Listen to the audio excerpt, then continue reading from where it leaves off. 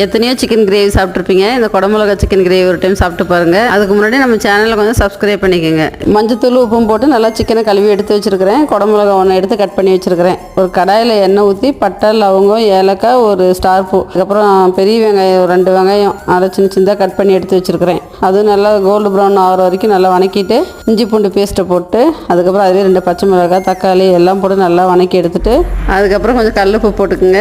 அதுக்கப்புறம் சிக்கன் மசாலா கொஞ்சம் எடுத்து ஒரு 1 ஸ்பூன் அப்படி போட்டுக்குங்க. போட்டதுக்கப்புறம் கரம் மசாலா கொஞ்சம், மிளகாத்தூள் கொஞ்சம், அந்த மஞ்சத்தூள் கொஞ்சம் எல்லாம் போட்டு அதையும் நல்லா பச்சை வாசம் போகிற அளவுக்கு நல்லா ஃப்ரை பண்ணி எடுத்துக்குங்க.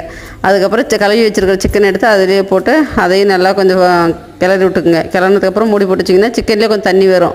அதனால் அதிலே கொஞ்சம் நல்லா வேக விட்டுறலாம். அதுக்கப்புறம் குடமிளகாய் அதிலே எடுத்து போடுறோம். அதுக்கப்புறம் பெப்பர் 1 ஸ்பூன் போட்டுக்கலாம். நல்லா போட்டதுக்கப்புறம் அதை நல்லா மிக்ஸ் பண்ணி விட்டதுக்கப்புறம் தேவையான அளவு கொத்தமல்லி தலையை போட்டு நல்லா கொஞ்சம் சிம்மிலே வேக வச்சு எடுத்து சாப்பிட்லாம். சமைச்சு சாப்பிட்டு பார்த்துட்டு எப்படி இருக்குதுன்னு கமெண்ட் பண்ணுங்கள்.